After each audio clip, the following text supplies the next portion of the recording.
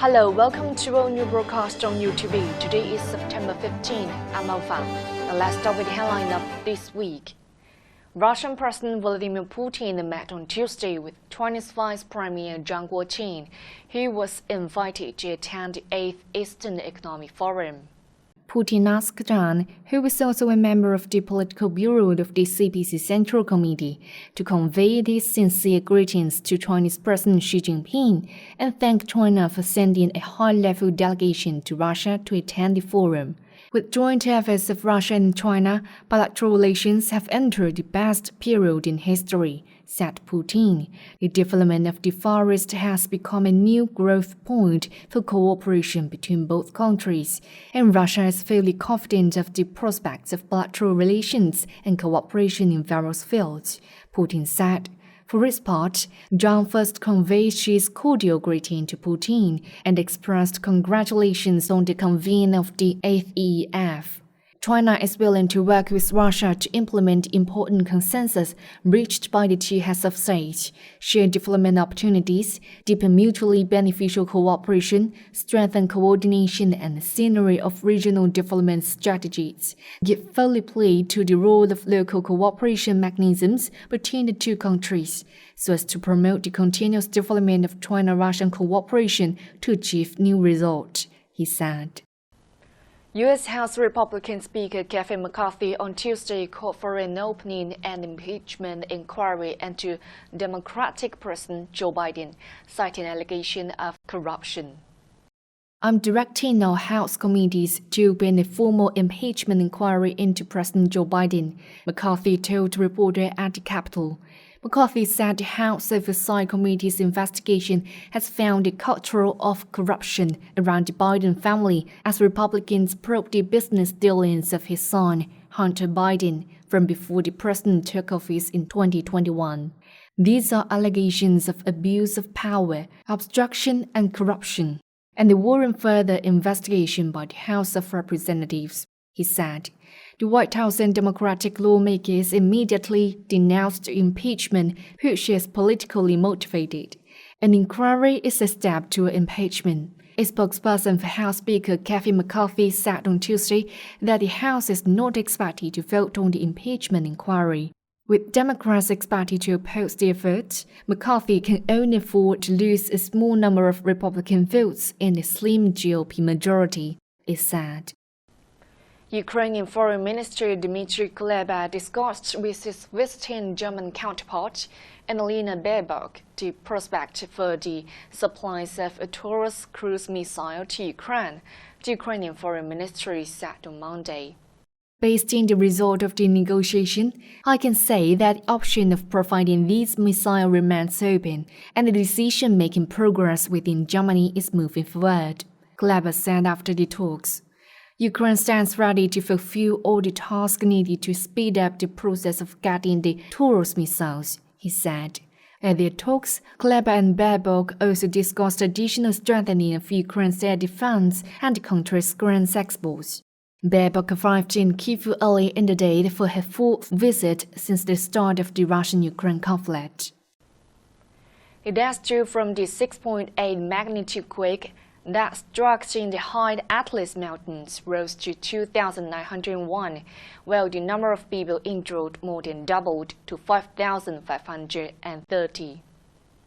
It was the North African country's deadliest earthquake since 1960 and its most powerful in more than a century. The situation was most desperate for people in the remote areas caught off by landslides triggered by the earthquake that blocked access roads, while in accessible locations relief efforts were stepping up with tent camps and distribution of food and water.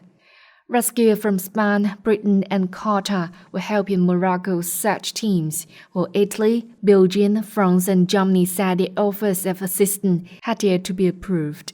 Germany said on Monday it did not think the decision was political, but Italian Foreign Minister Antonio Tajani said on Tuesday that Morocco had chosen to receive aid only from countries with which it had close relations. Guatemalan President-elect Bernardo Rafael has temporarily suspended his participation in the government transition, he said in a news conference on Tuesday, as actions by authorities fueled doubt around the transfer of power. The announcement came after the top prosecutor's office in the Central American country raided facilities run by Guatemala's main electoral tribunal on Tuesday. Rafael has called the prosecutor's office investigation of his electoral victory last month part of a coup attempt and described Tuesday's raid as flagrant crimes of abuse of authority for electoral purposes that violated Guatemala's constitution. Rafael said his participation in the transition will resume once the necessary institution and political conditions are re-established. Earlier on Tuesday, the Organization of American States said it was extremely concerned about raids, which is said involved in the opening of electoral packages and violated Guatemala electoral law.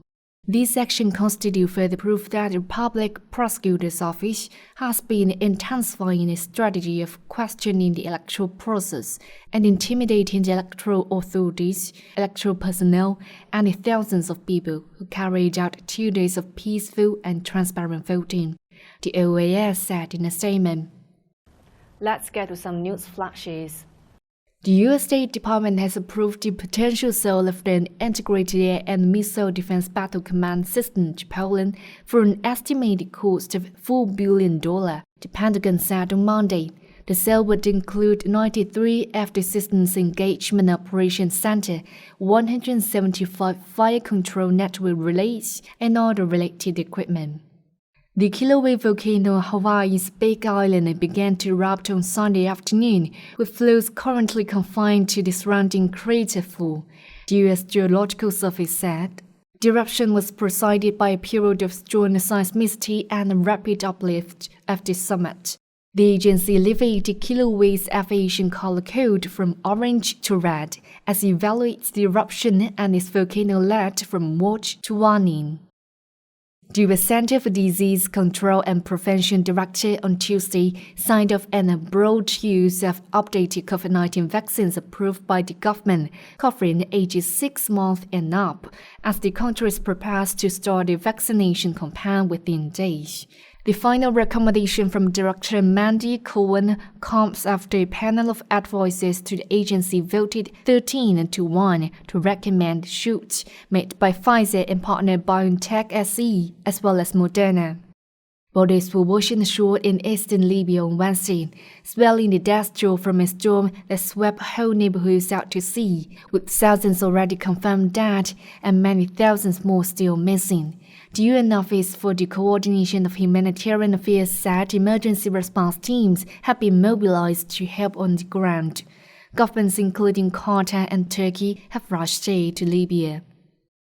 Apple on Wednesday disputed the findings of France's regulator, claiming iPhone 12 emits electromagnetic radiation above standard, for exposure, and said will continue to engage with the authorities to show its compliance. The ANFR tested 141 phones and found that iPhone 12 was more than 40% above the legal limit for SAR, according to France's National Frequency Agency.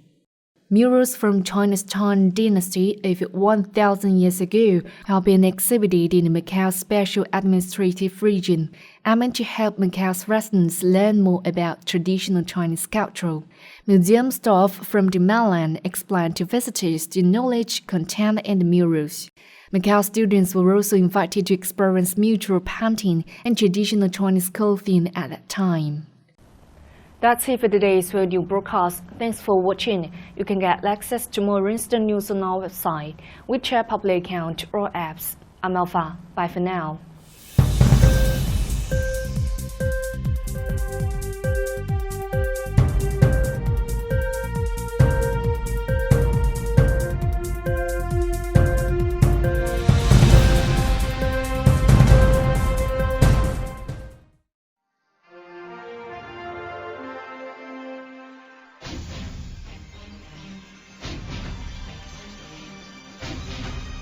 看环球，知天下。